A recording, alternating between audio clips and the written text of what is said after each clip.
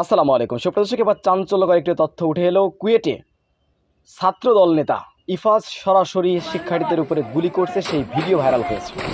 ইতিমধ্যে তথ্যটি বিভিন্নভাবে বাংলাদেশের বিভিন্ন নিউজ চ্যানেলে চলে এসেছে। সুপ্রদর্শক, সেই ভিডিওটি আগে একটু দেখে আসবো আমরা।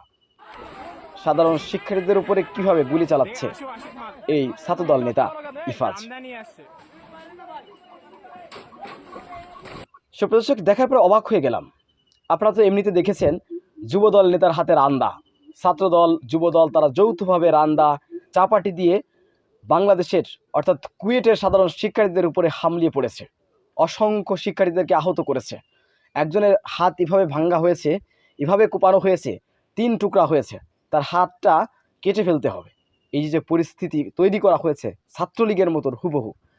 ছাত্রলীগ তো ক্ষমতায় থাকা অবস্থায় কাজ করেছে, আর ছাত্রদল অর্থাৎ বিএনপি এখনো পর্যন্ত ক্ষমতায় যে পারেনি, তার আগে থেকে তার ছাত্র সংগঠন এভাবে সন্ত্রাসী কার্যক্রম করে যাচ্ছে। এবং তারা আপনারা দেখতে পাচ্ছেন, এক ব্যক্তি তিনি লিখেছেন গ্রুপে, এই ছাত্রদলের একটি গ্রুপে তিনি লিখেছেন অস্ত্র রেডি আছে, শুধু শিবির মারব।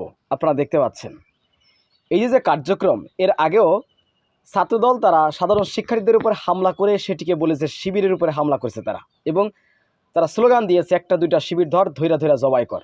প্রকাশ্যে ছাত্রলীগের স্লোগান এভাবে দিচ্ছে তারা। অবাক হতে হয়, হাজার হাজার ছাত্ররা জীবন দিল যে বাংলাদেশে যে ক্যাম্পাসগুলো নিরাপদ থাকবে, শিক্ষা প্রতিষ্ঠানগুলো সন্ত্রাসমুক্ত থাকবে। আবারও ছাত্রদল তারা ক্ষমতায় না যাওয়ার আগেই তারা এই ধরনের সন্ত্রাসী কার্যক্রম করে যাচ্ছে। এরা যখন ক্ষমতা পাবে, অর্থাৎ যখন বিএনপি সরকার আসবে ক্ষমতায়, যদি আসে আল্লাহ না করুক, তাহলে পরিস্থিতিটা কেমন হবে এটা একটু কল্পনা করে দেখা দরকার।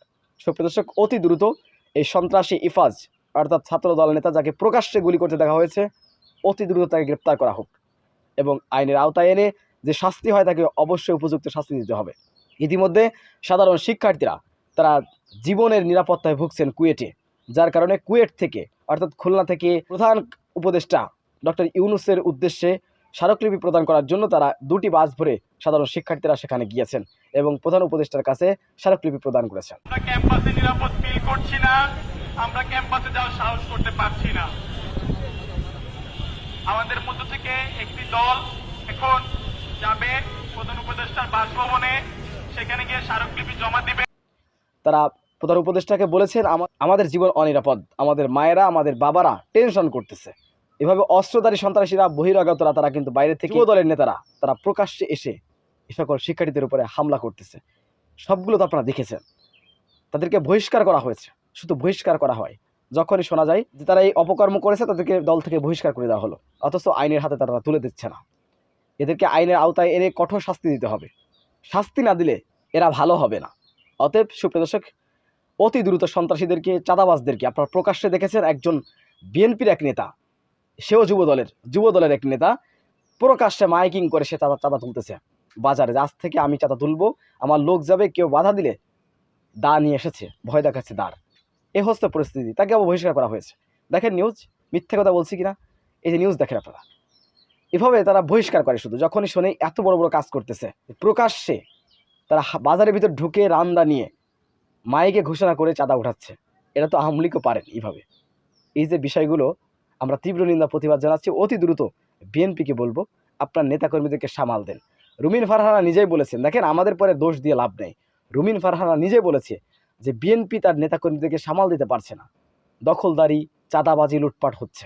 এটা রুমিন ফারহানার কথা, আপনারা শুনে থাকবেন।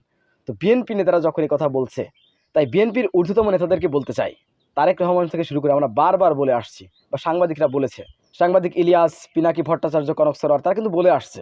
তো সুপ্রিয় দর্শক, ফ্যাসিস্ট শেখ হাসিনা পালিয়ে যাবার পর আমাদের আশা ছিল বাংলাদেশের একটি শান্তিপূর্ণ বাংলাদেশ আমরা গড়তে পারবো, শান্তিপূর্ণ ক্যাম্পাস, আমরা শান্তিপূর্ণ শিক্ষা প্রতিষ্ঠান আমরা গড়তে পারবো। কিন্তু আবারও দেখতে পাচ্ছি ছাত্রলীগের সে আনাগোনা। বিষয়গুলো আপনারা কীভাবে দেখছেন অবশ্যই আপনাদের মূল্যবান মন্তব্য কমেন্ট বক্সে জানাবেন। সবসময় সত্য নির্ভর তথ্য পেতে স্বাধীন বাংলা টিভি ইউটিউব চ্যানেলটি সাবস্ক্রাইব করে আমাদের সাথে থাকুন। আসসালামু আলাইকুম রহমতুল্লাহি ওয়া বারাকাতুহু।